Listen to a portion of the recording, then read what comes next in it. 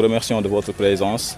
et félicitons les étudiants de la faculté de droit et de sciences politiques d'avoir continué les examens malgré toutes les contraintes qu'ils ont rencontrées.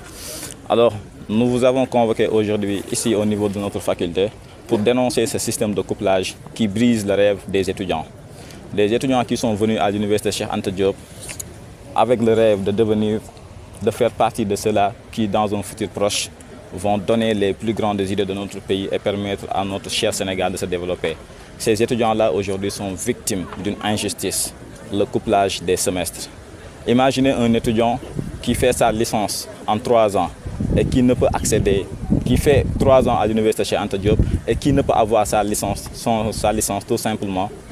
parce que le système de couplage ne lui permet pas de continuer ses études. Imaginez cet étudiant qui, parce qu'il y a un système de couplage, qui dit que, par exemple, en 2e année, le droit pénal et la procédure pénale, qui sont toutes des matières à travaux dirigés, vont être combinés pour avoir une seule note si c'est le système de couplage. Ces étudiants-là voient leurs notes gelées, soit des notes qui n'existent pas dans la plateforme et ils se retrouvent cartouchés. C'est pour cela que nous dénonçons cela. À la faculté des sciences juridiques et politiques, il y a un département de sciences politiques où les étudiants en licence 1, 2 et 3 font 24 matières. Avec le système de couplage, ils font 2 semaines d'examen pour 24 matières. C'est-à-dire qu'un étudiant va faire pour 2 heures de temps 4 matières à examiner. Vous trouvez cela normal? Le système de couplage profite à tout le monde, sauf à l'étudiant. Il profite à l'administration, il profite au ministère de l'Enseignement supérieur, il profite à tout le monde, sauf à l'intéressé. La personne qui est importante, c'est l'étudiant. C'est pourquoi nous appelons les étudiants de la faculté des sciences juridiques et politiques à nous rejoindre dans ce combat-là pour mettre fin à ce système de couplage qui continue de briser des rêves de plus en plus. Est-ce qu'ils vous ont donné les véritables raisons, en tout cas qui justifient un peu cette décision qu'ils ont prise? La seule raison qu'ils ont donnée, c'est qu'ils voulaient juste ajuster l'année universitaire. En quoi ajuster l'année universitaire doit rimer avec l'échec des étudiants? En quoi cette décision est bénéfique pour les étudiants? Il n'y a pas de bénéfice pour l'étudiant. C'est pourquoi nous disons assez. Il faut que les étudiants prennent leur destin en main. Et ce système de couplage freine la réussite des étudiants. Quelle alternative proposez-vous? Retourner à la normale. Aujourd'hui, il n'y a plus de véritable problème à l'université Cheikh Anta Diop de Dakar. Les cours peuvent se poursuivre normalement. Avec le système de couplage, non seulement les travaux dirigés ne sont pas bien faits, parce que le temps ne nous permet pas de le faire, mais les étudiants ne sont pas examinés sur la base de leur capacité de compréhension et d'assimilation, mais sur la base de leur mémorisation. Comment voulons-nous sortir le Sénégal de ces gouffres si aujourd'hui les étudiants ne sont pas capables d'avoir une très bonne compréhension de ce qu'ils apprennent dans les amphithéâtres? Nous voulons des Sénégalais qui demain vont être là à être des accompagnateurs,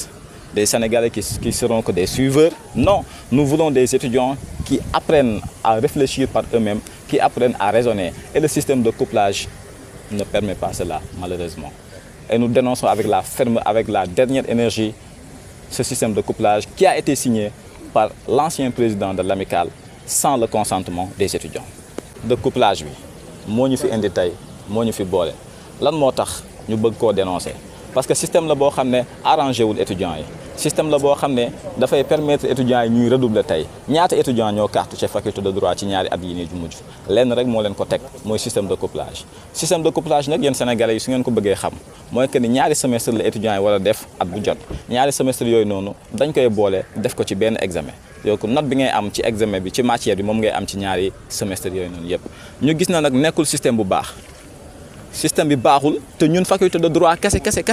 ñoo ko def ci université bi lan mooy particularité fac droit ba ñoom kese ñuy accepté di def système de couplage pendant que yeneen faculté yi accepté wuñ ko loolu moo tax ñu ngi naqarlu bu baax a baax décision boobu noonu nga xam ne président amical bi fi nekkoon jëloon na ko te laajul ci benn xalaatu étudiant.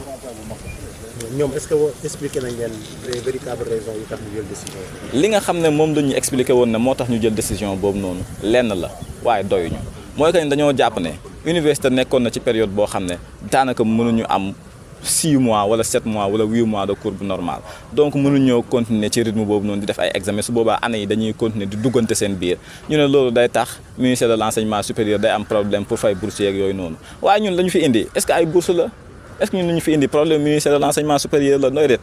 ñun li ñu fi indi mooy étudiant bi nga xam ne am nañ bac samay mborom étudiant yi nga xam ne am nañ bac ñi am ko ak mention bien ñi am ko ak mention très bien ñoo fii ci université bëgg a jàng bëgg réussir ngir teral seeni waajur bëgg réussir ngir yokk développement au Sénégal ñu leen di xañ loolu noonu ak système de couplage bii nii loolu lañ jàpp ne du dëgg du yoon moo tax ñu koy dénoncer te comme ni ñu koy waxee li tax ñu xam ne du yoon wala lu war a tax nit ñi xam ne du yoon moo ko ni faculté de droit kese moo ko accepté pourtant faculté de droit kese nekk ko ci université bi am na yeneen faculté yu fi nekk ñoom ñëpp ñu dund li nga xam ne faculté de droit dund na ko ñooñu defuñu ko ñun ñu koy def ñu teg ko fan parce que ñooñu dañoo amoon ay représentants peut-être yu digne yu mën a taxaw seen administration ne leen duñ ko def ndaxte proposé woon nañ ko ñëpp te ñun ñu amoon ñoo xam ne peut-être amuñu arme boobu noonu taxaw jàkkaarloog autorité bi peut-être am nañ benn complexe am ne duñ xeex li ñu war a xeex loolu nag mooy suñu naqar tey bis bii nga xam ne ci la examen yi di jeex fac 3 ci année bii nii ñu ne nag bis bu symbolique la te ñu ngi woo étudiants yëpp ñu ñëw jàpp ci lii nii ñu xam ne combat bi suñu combat la ñun ñëpp couplage dafa war a jeex ci faculté de droit te tey jii nii la war a commencer. C'est une première. C'est la première fois muy am ci université muy am faculté de droit et de sciences politiques. ban taxawaay ngeen amul safara si lii nii. taxawaay bi ñu ci am mooy woo mbokk étudiants yëpp ñu ñëw parce que nag ñun bokkuñ ci ñooñu nga xam ne dañoo yaakaar ni mbir. li koy régler mooy wàcc ci terrain bi di xeex di sànni xeer ak yoon déedéet ñun ay étudiants lañ te dañoo bëgg a participer ci développement wu dëkk bi dañoo bëgg ni ñu mel tey ëllëg bu ñu yeggee ci kaw am ay responsabilité ñu mën a doxalee noonu dëkk bi dem li nga xam ne def nañ ko mooy dem ci assesseur déposer nañ fa suñu lettre bi nga xam ne bind nañ fa li war a tax tey jii nii couplage bi warul mën a am waaye tamit jox nañ ko ay solution yi nga xam ne war nañ ko mën a trouver ci couplage bii nii lettre boobu bañ fa jógee déposer nañ ko ci rectorat bañ ci jógee aussi déposer nañ ko bañ ci jógee aussi lettre bi mi ngi nii mi nga xam ne déposé nañ ko tey jii nii ci suñu assesseur bu faculté de droit et de sciences politiques depuis lundi lettre bii nii dañ koy déposer au niveau du rectorat lettre bii nii dañ koy déposer au niveau du ministère de l'enseignement supérieur de la recherche et de l'innovation lettre bi boo ko jàngatee di nga xam ne def nañ ci problème yi nga xam ne difficulté yi nga xam ne moom la étudiants yi di dund ci couplage lettre bi boo ko jàngee di nga ci fekk ay solutions yi nga xam ne ñun ay étudiants yu nekk faculté de droit et de sciences politiques proposé nañ ko parmi ces propositions système LMD war nañ ko jàngataat bu baax a baax parce que dañu waxoon ne système la boo xam ne dafa war a mën a permettre étudiant bi jàngam yomb ay ni muy jàllee ci année yomb waaye gis nañu système LMD boobu noonu de plus en plus dafay tax étudiants yi di cartoucher dafay tax étudiants yi di bàyyi dafay tax étudiants yi di xaddi mooy li moo tax lettre bii nii loolu yëpp bind nañ ko ci lettre bii nii